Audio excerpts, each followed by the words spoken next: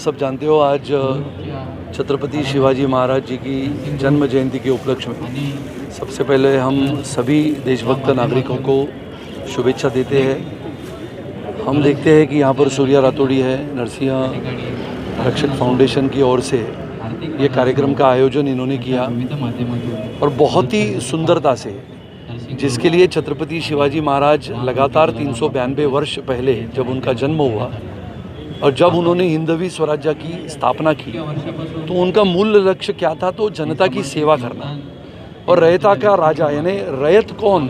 तो रयत यानी जनता होती है और जनता पे होने वाले अन्याय के खिलाफ लड़ाई करना अपने स्वराज्य के लिए, यानी विशेष रूप से हिंदवी स्वराज्य हो, ये उनका सपना था। और ये सपना उन्होंने वास्तविकता में उतारने के लिए अपना जीवन पूरा का पूरा निछावर कर दिया। ऐसे छत्रपति शिवाजी महाराज के जन्म जयंती के उपलक्ष्य में हमारे सभी राठौड़ी परिवार ने ये कार्यक्रम की आयोजना की है। मार्गदर्शक हमारे महाराज जी यहाँ पर उपस्थित है, प्रेरणा स्तोत्र है और छत्रपति शिवाजी महाराज जी की वो सारी बातें आज की युवा पीढ़ी को प्रयत्नपूर्वक कहलाने के लिए, जानने के लिए ये सारा प्रयास है। बहुत सारी महिलाएं यहाँ पर उपस्थित है। महिलाओं का आदर सम्मान हो, ये प्रेरणा छत्रपति शिवाजी महाराज लगातार कहते थे।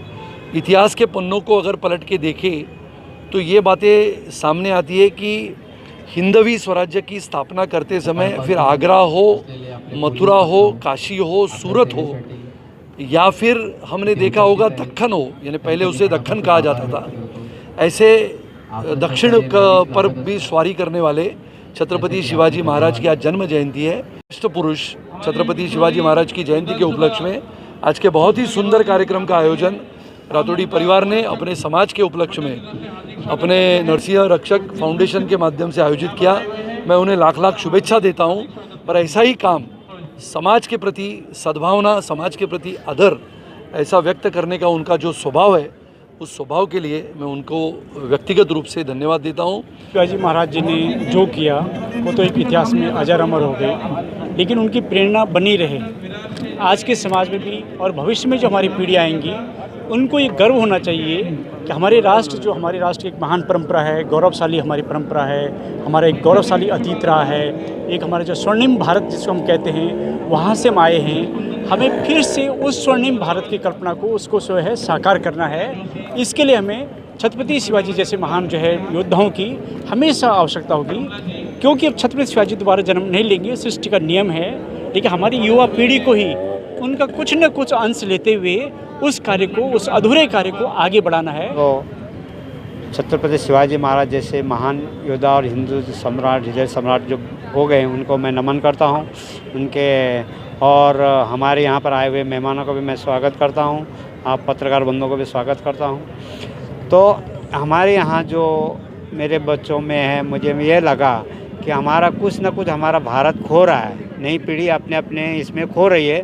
हमने सोचा क्यों ना जब महान योद्धाओं का, महान विद्वानों का जब कुछ दिन आता है तो उस दिन सब लोगों को, ये बच्चों को, लड़कों को उसके पास प्रेरणा दी जाए, जिससे धीरे धीरे उसको एक समाज में, नई पीढ़ी में, युवा पीढ़ी में जो अपने हिंदू धर्म से विलम्ब हो रही है उसको क्यों ना एक संगठित करके और उनके अंदर ये प्रेरणा लाएं कि हमारे योद्धाओं ने क्या क्या त्याग किया, क्या क्या बलिदान दिया, तो हमें भी उसी तरह से कुछ ना कुछ उसमें से एक अपनाना चाहिए। और इसी के साथ ये हम शिवाजी जयंती में 2005 से मनाता हूँ।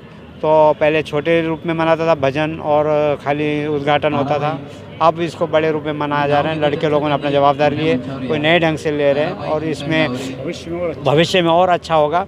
और हमारे यहाँ श्री जयदान रोटी भंडार ट्रस्ट हर रोज़ 200-300 आदमी लोगों का भोजन होता है, उसको फ्री में हम लोग जलाराम बाबा के आशीर्वाद से देते हैं।